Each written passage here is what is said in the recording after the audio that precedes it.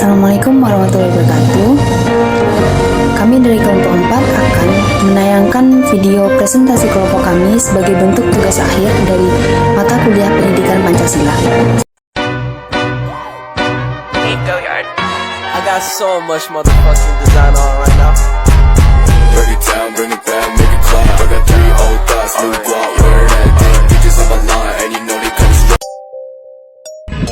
Assalamualaikum warahmatullahi wabarakatuh. Perkenalkan, saya Nazwa Faiza Raitani dengan NIM 22004120 dari Prodi Administrasi Pendidikan. Baiklah, di sini saya ingin menjelaskan tentang dasar implementasi nilai-nilai Pancasila dalam kehidupan berbangsa dan bernegara.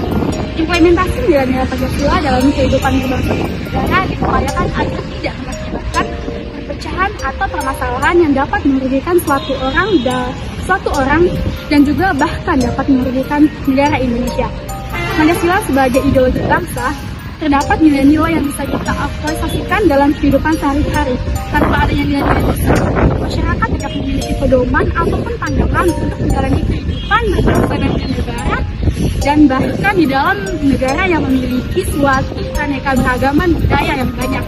Berikut adalah implementasi nilai-nilai Pancasila dalam kehidupan berbangsa dan bernegara dalam bidang hukum, politik, ekonomi, sosial, budaya, pertahanan, dan keamanan. Assalamualaikum warahmatullahi wabarakatuh. Perkenalkan, saya Nanta Filia dengan NIM 22053057 dari Prodi Pendidikan Ekonomi, Fakultas Ekonomi. Saya akan menjelaskan mengenai implementasi nilai-nilai Pancasila dalam kehidupan berbangsa dan bernegara. Implementasi nilai-nilai Pancasila dalam bidang politik. Perkembangan politik negara harus berdasarkan kepada ontologis manusia yang berdasarkan kenyataan objektif manusia merupakan bagian dari subur negara. Maka dari itu, kehidupan politik harus benar-benar direalisasikan demi harkat dan martabat manusia. Perkembangan politik pada masa reformasi harus berdasarkan moralitas seperti halnya nilai-nilai yang terkandung dalam sila-sila Pancasila.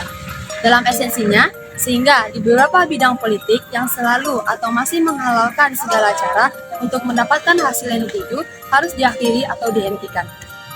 Di dalam Pancasila terkandung aturan pemerintahan dan seluruh pemeliharaan negara dengan maksud untuk mengontrol sikap dan karakter manusia yang mulia serta mengikat dengan tepat tuntutan budi pekerti dan masyarakat yang rukun. Berikut adalah implementasinya nilai Pancasila dalam bidang politik. Yang pertama, menghargai dan menghormati pendapat lain, dan yang kedua, ikut serta dalam pemilihan pemimpin dalam negara, dan yang ketiga yaitu tidak menyebarkan berita hoax tentang isu politik. Nah, dalam implementasi ini tentunya memiliki beberapa tantangan. Yang pertama yaitu masih banyaknya masyarakat yang berpikir tidak sesuai dengan apa yang tertera dalam Pancasila mengenai politik. Maksudnya di sini adalah masyarakat beranggapan bahwa Pancasila itu tidak sesuai dengan politik, bukan politik yang tidak sesuai dengan Pancasila.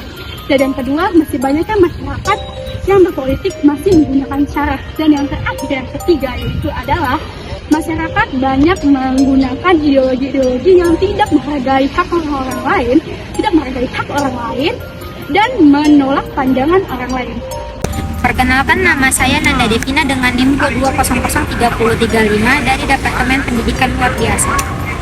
Berdasarkan rasional ekonomi yang berdasarkan nilai-nilai Pancasila ditegaskan dalam Undang-Undang Dasar 1945 Pasal 33 yang menyatakan beberapa hal. Yang pertama, 1. Perekonomian disusun sebagai usaha bersama berdasarkan asas kekeluargaan. 2. Cabang-cabang produksi yang penting bagi negara dan menguasai hajat hidup orang banyak yang dikuasai oleh negara. 3. Bumi, udara, dan kekayaan yang ada di dalamnya dikuasai oleh negara dan dipergunakan untuk kemakmuran rakyat. 4.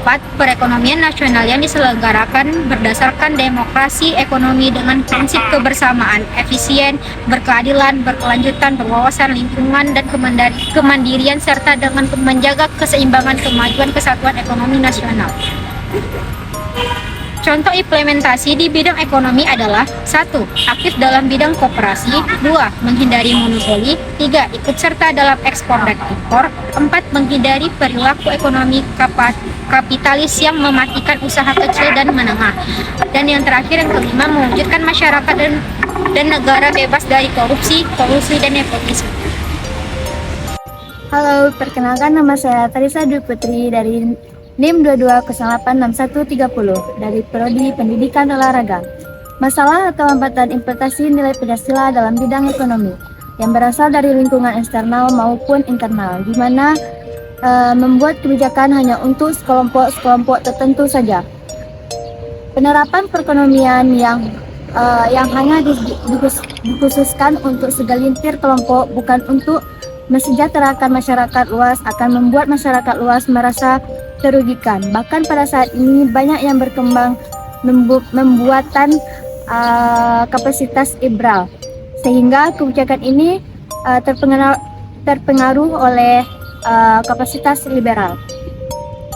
Pasar bebas banyak memiliki dampak negatif karena kekurangnya persiapan pemerintah untuk masuk dalam pasar bebas ini. Kurang keterkaitan untuk bersaingan, untuk kita bersaing dengan negara lain. Produsen Indonesia kurang tidak menyaingi produsen luar negeri. Akan tetapi fasilitas atau sumber data yang berkualitas baik sehingga negara luar dengan mudah memasuki produknya. Sekian, terima kasih. Assalamualaikum warahmatullahi wabarakatuh. Perkenalkan, nama saya Syahda Afifa Marbun dengan NIM 2205343 dari Prodi Pendidikan Ekonomi. Di sini saya akan menjelaskan sedikit tentang implementasi, di mana pengembangan sosial budaya pada masa ini perlu meningkatkan nilai-nilai yang dimiliki bangsa Indonesia sebagai dasar negara, yakni nilai-nilai Pancasila itu sendiri. Pada prinsipnya, Pancasila bersifat humanistik, yang berarti Pancasila berdasarkan pada nilai yang sumbernya berasal dari harkat dan martabat manusia sebagai makhluk sosial yang berbudaya. Implementasian nilai-nilai Pancasila dalam kehidupan sosial berbudaya dapat dimulai dari yang pertama itu diri sendiri dengan mengembangkan sikap saling menghargai. Yang kedua, menghormati perbedaan antara suku dan ras. Yang ketiga, memperlakukan manusia lain sebagai makhluk Tuhan sesuai dengan hak asasi manusia. Yang keempat, mengedepankan kepentingan bersama di atas kepentingan pribadi. Sekian dari saya. Assalamualaikum warahmatullahi wabarakatuh. Assalamualaikum warahmatullahi wabarakatuh. Perkenalkan, nama saya Tariq Isbullah dengan NIM 220863132 dari Prodi Pendidikan Jasmani, Kesehatan dan Rekreasi. Saya akan menjelaskan sedikit materi tentang implementasi nilai-nilai Pancasila di dalam bidang hukum. Implementasi nilai-nilai Pancasila di bidang hukum mengharuskan pembuat undang-undang untuk menggali nilai-nilai yang hidup dalam masyarakat sesuai dengan inspirasi dan kesadaran hukum masyarakat yang berkembang. Dalam hal ini, telah disepakati bahwa nilai-nilai Pancasila bersifat universal. Yang menjadi persoalan pokok adalah bagaimana nilai-nilai Pancasila universal itu dijabarkan untuk norma-norma yang jelas dikaitkan dengan tingkah laku masyarakat dalam melaksanakan kehidupan berbangsa dan bernegara. Implementasi nilai-nilai Pancasila dalam berbagai bidang hukum ialah: 1. Mengadili seseorang sesuai dengan norma dan HAM yang berlaku dan bersikap adil dalam memutuskan suatu perkara di bidang hukum. 2. Menjalankan proses hukum sesuai kaidah-kaidah keagamaan yang benar. 3. Tidak semena-mena, individualis dan egois dalam pemutusan hukum. 4. Memperlakukan setiap orang sama dalam hak keadilan tanpa kecuali. Perkenalkan, saya Rafif Adi Putra dengan NIM 2203739 dari Prodi Statistika. Saya akan menjelaskan nilai-nilai Pancasila dalam bidang pertahanan dan keamanan. Pada bidang pertahanan dan keamanan merupakan suatu kewajiban yang wajib dimiliki oleh warga negara. Hal ini mengacu pada nilai-nilai yang terkandung pada sila ketiga, yakni Persatuan Indonesia. Bangsa Indonesia berhak dan wajib membela serta mempertahankan kemerdekaan sesuai dengan pembukaan UUD 1945, yakni meliputi segenap rakyat Indonesia. Ada beberapa cara pengimplementasian nilai-nilai Pancasila dalam bidang pertahanan dan keamanan. Ke-1, melakukan aksi bela negara. Kedua, ikut terlibat dalam kegiatan sukarelawan. Ketiga, mengikuti kegiatan sosial budaya masyarakat. Keempat, terlibat dalam kehidupan demokrasi di masyarakat. Kelima, taat dalam membayar pajak dan retribusi. Keenam, aktif dalam mengikuti pendidikan kewarganegaraan.